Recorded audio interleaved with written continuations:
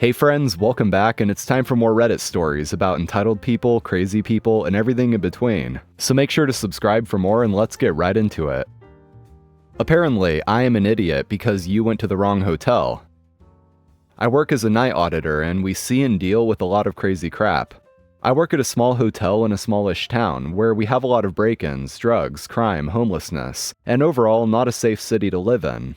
Well, it is 3:30 a.m., and some very young woman, we will call her Mega Karen, with a dog, tries to come in. She looked as if she was trying to get her phone to open the door. Cool, no biggie, because that's how we do it here since we lock the doors at 11 p.m. She could not get her phone to work, so she rang the bell over and over again. I went to the office to unlock the door for her. She rushes in. "Hi ma'am, how can I assist you?" I ask. She ignores me and runs with her dog to the elevator. I rush after her because oh hell no. "Ma'am, I'm going to join you in this elevator because I need to verify what room you are going to, as you did not check in at the front desk." She starts screaming at me. "You cannot be in here with me." "I need to verify your information, ma'am." "I have cancer and I'm on chemo. Get out, I am in room XYZ. "Ma'am, I just needed you to verify. You don't need to scream at me." "You are rude. I'm going to talk to your manager in the morning, rude bitch. What are you, a f***ing moron?" "Okay, let me just step out," I said. She was acting erratic and I did not want to be in the elevator with her and her dog. So I step out and push the button again so that I can go to the floor she is claiming she is on. I get up there and notice she has no idea where she is going. "Oh my god, stop following me, you're harassing me. Are you stupid? You idiot, I already told you what room I am in." As calm as I can be, I say, "Ma'am, we have sleeping guests, and you are going to need to calm down. Also, room XYZ does not exist here, and I'm going to need you to come to the front desk and verify the reservation information. Otherwise, I am calling the police to have you removed." She tries to get her phone to show me what room she is supposed to be in. It doesn't work. Says she is a super platinum godlike member, and she is calling the company because she is not going to the front desk and won't put up with this treatment from me. She apparently cannot access her internet or it is slow or something. She asks me for the Wi-Fi. I just look at her and say nothing.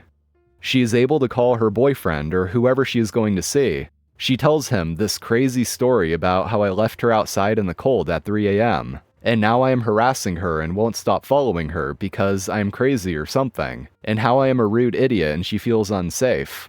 She puts the phone on speaker and says, "He wants to speak to you." So I say, "Hello, my name is so-and-so, and what actually happened is that our doors lock at 11 p.m. for guest and employee safety." When asking her about what room she is in or any information about her reservation, she immediately got an attitude with me, called me names and refuses to cooperate. We have a right to know who is in our hotel. If she does not come to the front desk or if you can't come to the desk to verify, I am ready to call the police. Either way, she cannot be up on the floor where we have guests sleeping, acting the way she is. He is able to say something to her where you can see logic starts brewing in her tiny little noggin.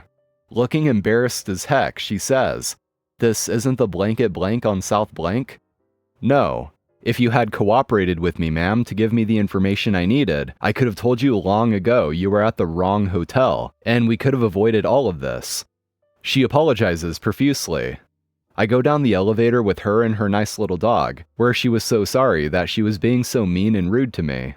I let her know that I was not singling her out, that I am just doing my job. Because if she were in a hotel sleeping, I'm sure she would appreciate the employees not letting random people in. That could be dangerous. She understood and was very apologetic.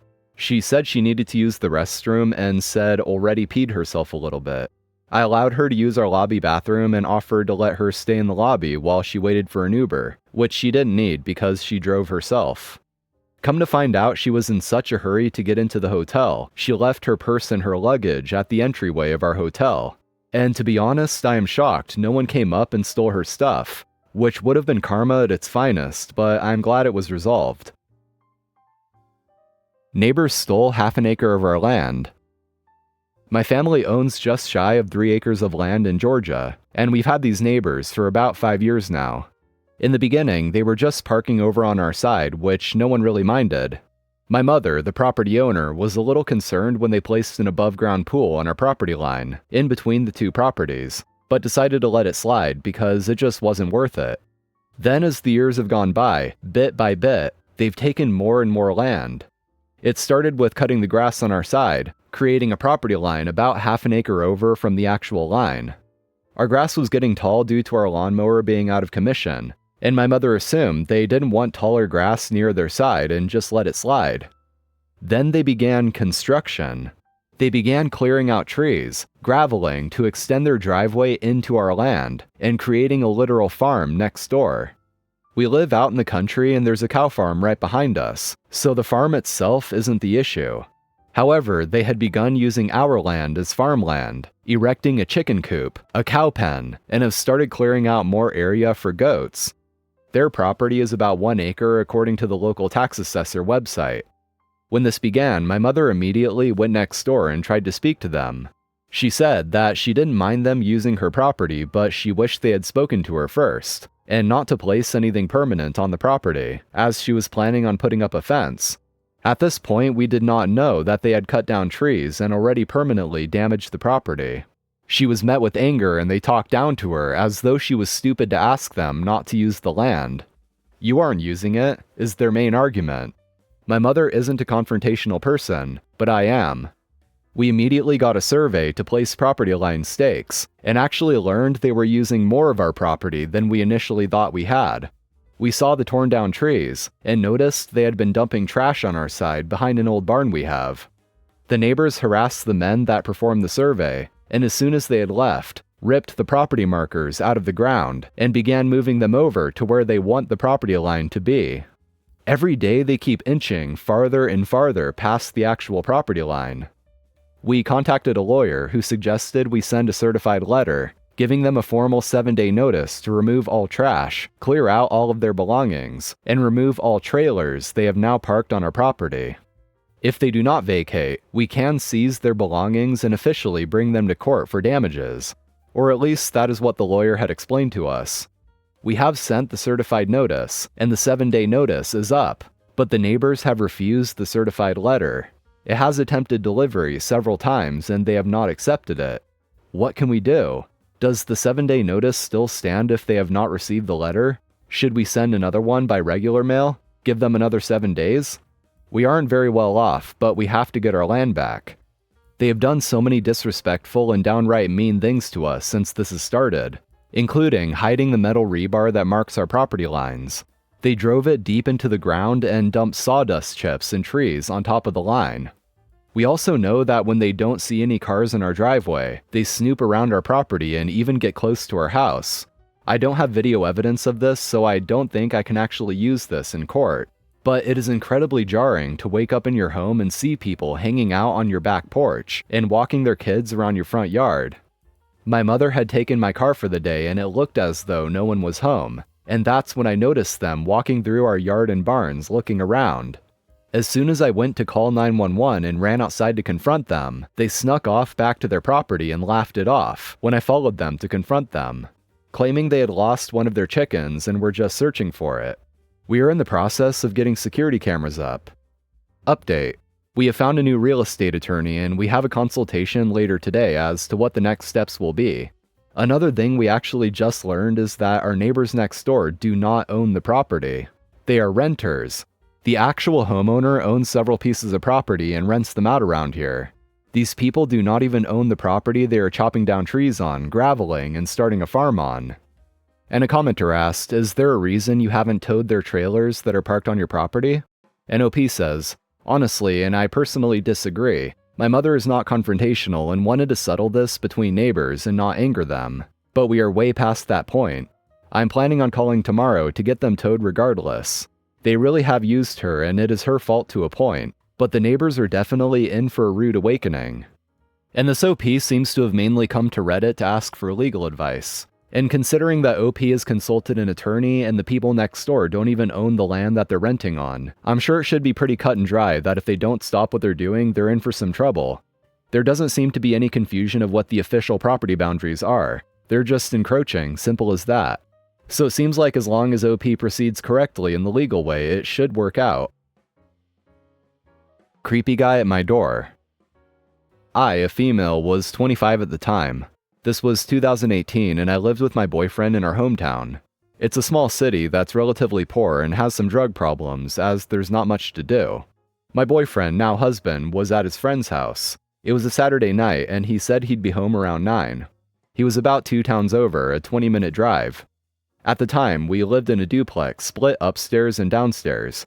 It used to be a big house, converted into a duplex. My cousin actually rented the downstairs apartment, and she was kind of loud. I knew when she was and wasn't home. She wasn't home this night. The way our street was situated, the backs of the houses on my street and the parallel street all faced a narrow alleyway, and the driveways were mostly only accessible this way. The downstairs unit had a front porch with a door and a side door. Our upstairs unit had the back door, and it was at the top of an outside set of wooden stairs. So anyway, I'm home watching TV alone. I hear someone coming up the stairs and knock on the door. It's 8:30. It wouldn't be that unusual for my boyfriend to be home early. Maybe they got bored playing video games, or he just felt like leaving. I usually would unlock the door for him when he came home instead of him using his keys, because it was dark and could be a hassle. So I got up and opened the door to someone who was not my boyfriend. It was a pretty thin man wearing 2 big jeans and a hoodie. He had about 4 teeth and was teetering back and forth. I was so shocked, considering I was positive it was my boyfriend coming home. The guy at the door asks me, "Can I use your phone?" Behind him, down the stairs and in the alley, I see a big SUV, Ford Explorer type vehicle just idling, with someone in the driver's seat. I panic and just say, "Yeah, hold on." I then shut and lock the door. I think I was more shocked that it was a stranger at my door and not my boyfriend than anything else. I hide so he cannot see me through the front door's window and am frozen. Something was just telling me this was not okay. After a few minutes, I hear him start walking down the stairs. I go over to the door and see the car drive away down the alley. I call my boyfriend and tell him, and he says he'll leave. But like I said, it was a 20-minute drive. He was about to leave anyway. After he got home, I calmed down and honestly felt silly. Why not just lend him my phone? Was it really that weird? But then I thought about it more over the next few days. It was 2018. This guy and whoever was driving, between the two of them, neither one had a phone. And it wasn't like they were having car trouble. What would they want a stranger's phone for? They also went down an alley into the backside of a house, up some stairs, to ask for a phone. They didn't go to my cousin's front door downstairs. I would have heard someone on the porch. They did not go to any other house. I saw them leave the street entirely. Also, why go to a house to ask for a phone when there was no car in the driveway? And of course, our battery-powered security camera was dead at the time. I genuinely am not sure what they wanted. Anyway guys, thank you for watching, I appreciate it. Be sure to drop a like and subscribe, and I'll see you all next time.